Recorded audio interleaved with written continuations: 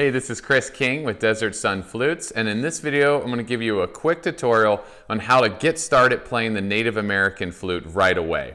Now there's other videos that are more in depth and go through different topics, but this one is a quick start guide to help you jump right in. So to begin, we're going to talk about the breath. The breath is the most important part of playing the flute. And there's a saying that the Native American flute is kind of like singing with your breath, and I love that idea, but you've got to get it right to get the best sound. So we're going to do a simple breathing exercise together. We're going to breathe in through our nose and out through our mouth. And on the out breath, the exhale, it's really important to make that breath long, sustained, and as even as possible. Try to imagine that you're blowing out through a straw. You can also think about making your exhale at least twice as long as the inhale. So let's go right into that. We'll do it together. Deep breath in through the nose, out through the mouth. Deep breath in.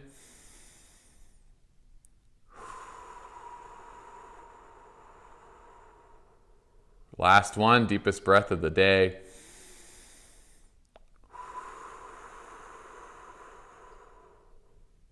Now what that does is it simulates what it's like to play the flute. So as we get into this tutorial together, try to remember that breath and those long exhales. The other great thing about that practice, and also playing the flute in general, is that it helps get us into a relaxed body and a relaxed state of mind, which is really important for playing the flute. It's really a creative, relaxing experience. So to begin, we're going to play the simple scale.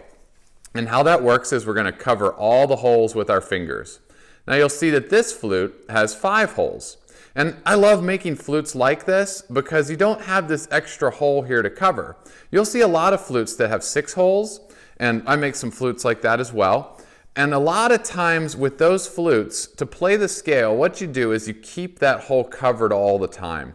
And while that's easy enough to do and you get used to it, in the beginning, I love just not having that hole because it makes the whole process simpler. And you might ask, well, why is that 6th hole there? Well, to play certain scales and different notes later on, you'll use that hole. But even when you get really good, 95% of the time, you'll keep that hole covered. So I figure, why not even put it there? It just makes it really easy. So to play the scale, you'll start with all the holes covered. Now, to cover the sound holes, it's important to use the fleshy part of your finger and not the fingertips. That'll help you get a good seal on the sound hole, which is important because if one of those holes is open just a little bit, you're not going to get a good sound. So we'll go back to that breathing exercise we just learned. In through the nose, long sustained breath through the mouth, and we'll play all the way up the scale. So I'll show you just to demonstrate. You can follow along if you like.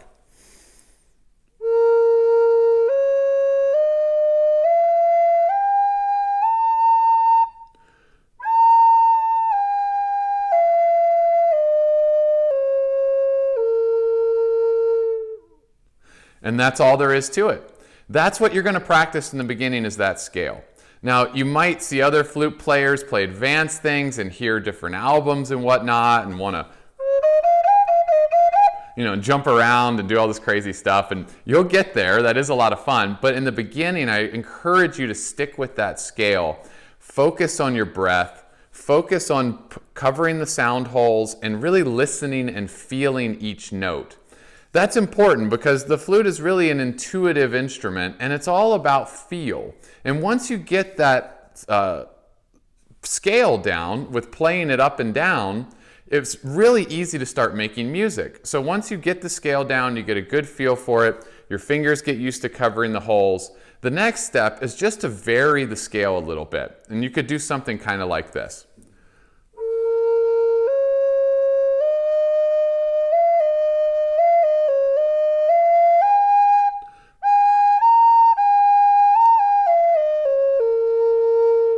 You hear how it starts to sound like a real song?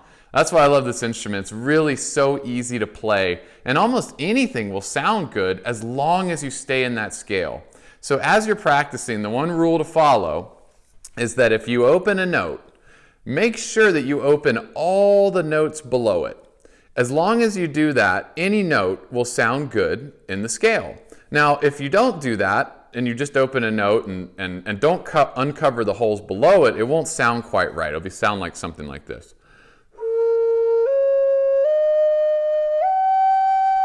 Do you hear how it doesn't quite match with the scale? Once again, those are notes that you can use as you get more advanced, but in the beginning, just stay in that scale and you'll be able to make great music. Now there's other videos on different breath techniques and rhythm techniques, but that'll help you get started right away.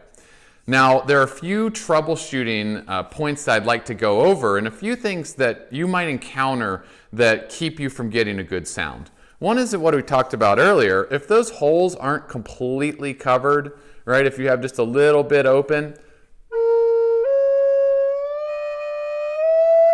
you'll start to get a squealing sound and the note will break and it won't sound good. Just go back to practicing those fingerings and keeping the holes covered. The other problem that I see people have a lot is this bottom note.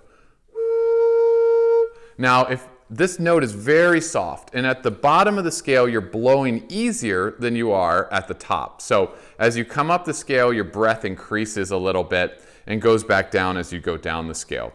Now, if you blow too hard into this bottom note, it'll sound something like this. Hear how the note breaks into a higher octave? And like I said, you can play that, it's okay. But in the beginning, a lot of times people blow too hard and they don't get a good sound out of that bottom note. The other thing that can happen is to do with this part of the flute, which is really important. This is the block or the fetish.